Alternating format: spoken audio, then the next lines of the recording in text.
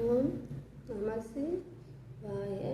பக்தர் கோடி அனைவருக்கும் பணிவான வணக்கம். இப்போ என்ன சொல்ல போகிறோம்னாக்கா, இறைவனை பற்றி தான் நான் ஒரு வீடியோவும் போட்டுக்கொள்கிறேன். ஒரு மனிதனும் எவ்வளவோ கஷ்டப்படுகிறோம். கஷ்டப்படும் பொழுது நம்ம என்ன நினைக்கிறோம், என்னன்னு தெரியலையே, நம்ம கஷ்டப்படுகிறோம் அப்படி என்று உணரும் பொழுது நம்ம என்ன நினைப்போம், இந்த துன்பங்கள் மனிதர்கள் மூலமாக தான் நம்மளுக்கு வருகிறது என்று நாம் நல்லா புரிஞ்சு கொள்ள வேண்டும்.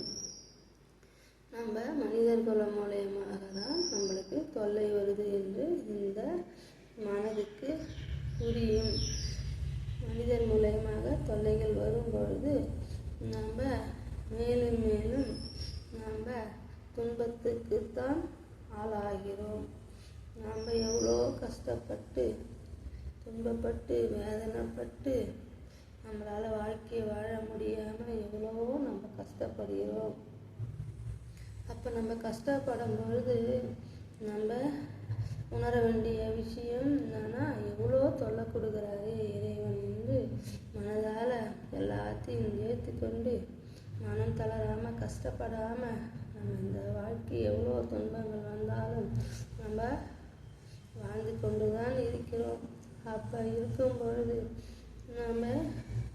நான் தெரியலையே நம்ம எவ்வளோ கஷ்டப்படுறோமே என்று வேதனையோடும் நம்ம மனசு தளராமல் நம்ம இறைவனையே நினைத்து நினைத்து நினைத்து நினைத்து நம்ம துன்பங்கள்லாம் வருகிறது என்று மனதால் உருகுவோம் இல்லையா?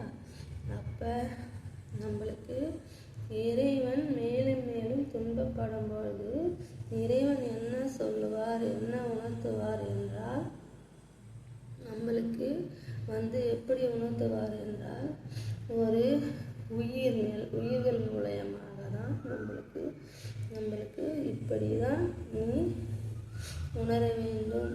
நீங்கள் நான் என்ன தப்பு செய்கிறேனே தெரியலையே, நானும் நீ கொடுத்தபடி தான் நான் வாழ்ந்துட்டு இருக்கிறேன், நானும் எந்த துன்பங்களும் செய்யலை அப்படின்னு நம்ம மனசால் நினைப்போம். ஆனால் இறைவன் எல்லாத்தையும், இந்த உலகத்தை எல்லாத்தையும் அவர் தான் ஆளுகிறார், அவர் தான் வழிநடத்துகிறார், அவர் வைத்தது தான் எல்லாம் இங்கே நடக்கிறது அப்படின்ட்டு நம்ம மனசால் உணர்ந்து நம்ம இருக்கிறோம். அப்போ இருக்கும் பொழுது நம்ம எவ்வளோ துன்பங்களையும் ஏற்றுக்கிறோம். அப்போ நம்ம புரிஞ்சுக்கிற வேண்டிய விஷயம் என்ன என்றால், இறைவா நான் என்ன தப்பு செய்தனோ அப்படி என்று நம்ம நினைக்கிறோம். அப்போ என்ன செய்து நம்ம இறைவன் எப்படி அனுப்புகிறார் என்றால், ஒரு உயிர்கள் மூலயமாக நம்மளுக்கு புரிய வைப்பார். இப்படி ஒரு ஜீவராசிகள் மூலயமாக நம்மளுக்கு நல்லாவே உணர்த்துவார். இறைவா என்ன ஒன்றும் பண்ணிடாதப்பா, என்னை நல்லபடியாக வையப்பா, எந்த தப்பு செய்தாலும் என்னை மன்னிச்சிடுப்பா, நான் ஒரு தப்பு செய்யலை, எல்லாம் ஒன்று நீ கொடுக்குறபடி தான் நான் நடந்து கொள்கிறேன் என்று நம்ம நினைக்கும் பொழுது, ஆனால் இறைவன் என்ன சொல்கிறார், இந்த உயிர்கள் மூலியமாக நம்மளை புரிய வைப்பார்.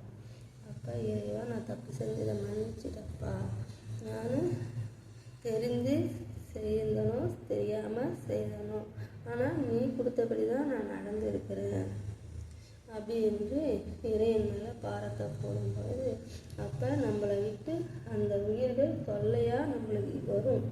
அது நம்மளை விட்டு மறைந்துவிடும், ஆத்மாவாக மறைந்துவிடும். இது சும்மா சொல்வது கிடையாது, வார்த்தைக்கு சொல்வது கிடையாது, இது உணர்ந்த விஷயம். நான் எப்பயுமே இறைவனை மட்டும்தான் நினைப்பேன், நான் யாரையும் நினைப்பது கிடையாது. ஒரு துன்பங்களுக்கும் நான் இறைவனை மட்டும்தான் உணர்வேன், புரிந்து கொள்வேன்.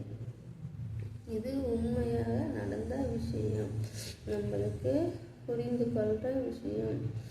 அப்போ நம்ம என்ன செய்யணும்னாக்கா, இறைவனை நம்ம எப்பயுமே நினைக்க வேண்டும், புரிந்து கொள்ளலாம்.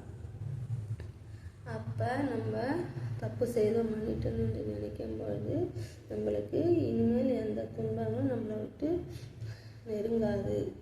நம்ம தப்பு செஞ்சிட்டோம் மன்னிச்சிடுன்னு கேட்கும் பொழுது நம்மளுக்கு துன்பங்கள் என்றைக்கும் ஒருபோதும் நெருங்காது.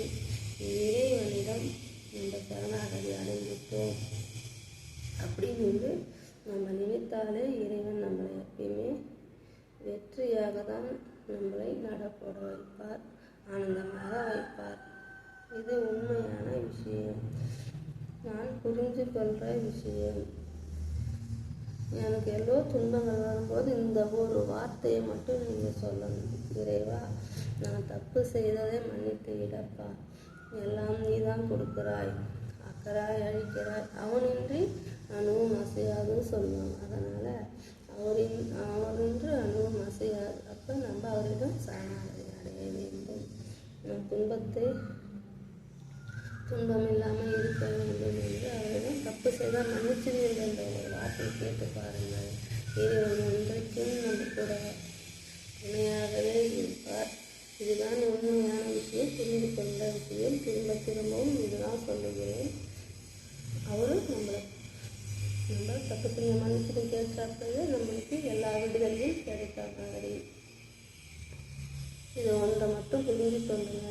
நீங்கள் புரிஞ்சுக்கிட்டு ஏற்றுக்குங்க, ஏற்றுக்காட்டாலும் பரவாயில்ல. இந்த வீடியோவை நீங்கள் ஏற்றுக்கினாலும் பரவாயில்ல, ஏற்றுக்காட்டாலும் பரவாயில்ல. இது உணர்ந்த விஷயம், இது நம் மனதால் நான் உணர்ந்த விஷயம்.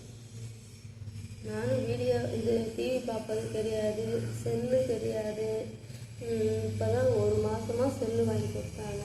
நான் என்றைக்கும் இறைவனை நினைப்பதால் நான் புரிஞ்சுகிறேன். இது ஏன் சொல்கிறேன்னா, ஒருவரும் கஷ்டப்படுகிறார், துன்பப்படுகிறாங்க. நம்ம இந்த ஒரு வார்த்தைக்கு எவ்வளோ சக்தி அதிகம். அதனால் நீங்கள் புரிஞ்சிக்காமல் இருக்கும் எல்லாம் இறைவன் செயல். ஓம் நம சிவாய. திருவடியே சரணம்.